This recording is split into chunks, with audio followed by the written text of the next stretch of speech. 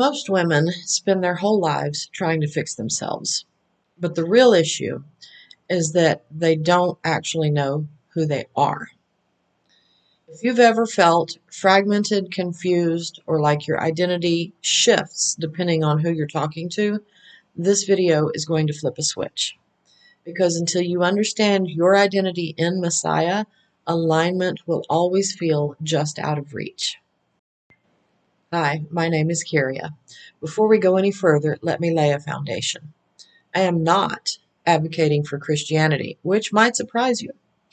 I'm not pushing any religion at all. Religion is man's attempt to reach God. But God never established a religion. He established a kingdom and a relationship with his citizens who are also his beloved children. He knew from the very beginning that humanity was going to break that original connection with him, and he already had a plan in place to restore it. So when Yeshua came, his main message wasn't join this group or follow this doctrine.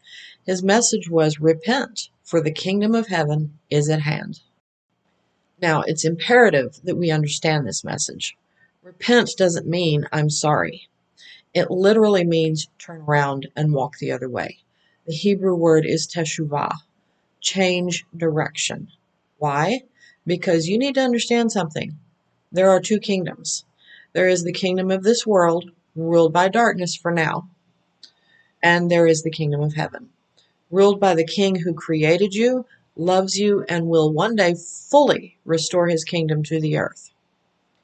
You and I were born into occupied territory, but we have the choice every single day to shift our allegiance and become citizens of God's kingdom.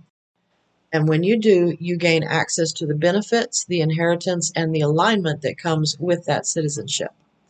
This is where identity begins. Most of us were never taught who we truly are. We were taught expectations, we learned coping mechanisms, we were taught roles. But here's the truth. You were never created to live a fragmented, confused, or powerless life. Your identity was placed inside you by God himself, and it lives in your spirit.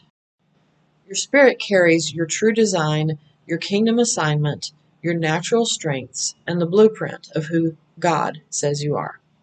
But your soul, your mind, will, and emotions has a different job. Your soul holds beliefs, trauma, wounds, programming, and every story that shaped how you see yourself. Then your body simply acts out whatever your soul believes. So what happens over time? Lies bury identity. Trauma buries identity. Survival tendencies bury identity. People-pleasing, perfectionism, religious pressure, all of these things layer themselves over your true self. Your identity doesn't disappear, it just gets buried. And most women end up living from their wounds instead of their design. Here's where this gets very practical. You cannot step fully into alignment until your identity is restored. Not your personality, not your preferences, not your coping style, your identity. And identity can't be restored while the lies are still in place. This is why emotional clearing is powerful. Belief work is necessary, and spiritual alignment is not optional. Your soul cannot override your spirit, but your soul can drown it out. When you believe lies like I'm not enough, I have to earn love, I'm too much, I'm not worthy, those beliefs create energetic signatures in the body. They distort your alignment, they interrupt your flow, they cut off your confidence, clarity, peace, and purpose. And here's the beautiful part. When those lies are cleared out, both energetically and spiritually, your spirit rises. Your true identity resurfaces, and your life begins moving with a sense of ease and direction that you may not have felt since childhood. This is where my work comes in. Emotion code and body code prepare your body and soul by releasing the emotional debris and the trapped energies that keep you stuck in old patterns. Belief code goes deeper, identifying the root lies the enemy planted, the ones you may have agreed with without even realizing it. Lies that became part of your operating system. When those lies are released and replaced with truth, your whole inner landscape changes. And then comes the spiritual component. Your spirit must be strengthened, restored, and placed back in its rightful position, in charge of the soul and the body.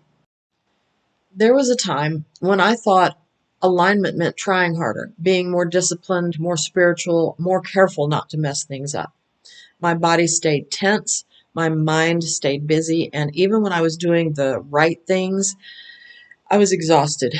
I was carrying weight, physically and emotionally, that my body was using as protection. I made a lot of progress on my soul and body, but when I started inviting my spirit to lead, I noticed small but unmistakable shifts. I stopped forcing decisions and started sensing timing. I'd feel a clear now or a gentle not yet. My nervous system began to settle in ways I couldn't muscle through before. I recover faster from stress. Old emotional reactions lost their charge. Even my body began responding differently, as if it finally felt safe to stand down. Life didn't suddenly get easy, but it got clearer, quieter, less exhausting. And that's how I know this isn't about self-improvement. It's about identity. When you live from who you already are in Messiah, how he sees you, alignment isn't something you chase. It's something that follows. This is why identity work is not just mindset. It's not self-help. It's not affirmation therapy. It's spiritual restructuring. And it is the single most life-changing part of this journey. Now, here's the part a lot of people miss. You have agency. God never overrides your will. Identity is not forced on you, it's chosen. The moment you align with truth, the moment you say, I want who you created me to be, your healing accelerates. Your spirit wakes up. Your soul begins to calm down. Your body stops fighting itself. Your alignment starts feeling effortless instead of exhausting. This is what your identity in Messiah unlocks. Now that you understand you have an identity in Messiah, we're ready to take the next step. Because once you know who you are, the very next thing that rises to the surface is everything that doesn't belong to you. In the next video, we're going to talk about what it actually looks like to bring the lies into the light. The lies you believed about God, about yourself, about your worth, about your safety, and about your purpose. This is where things start shifting quickly. When a lie is exposed, it loses its power. When it's brought into the light, it can finally be replaced with truth. So if identity is the foundation, exposing the lies is the doorway to freedom. I'll see you in the next video.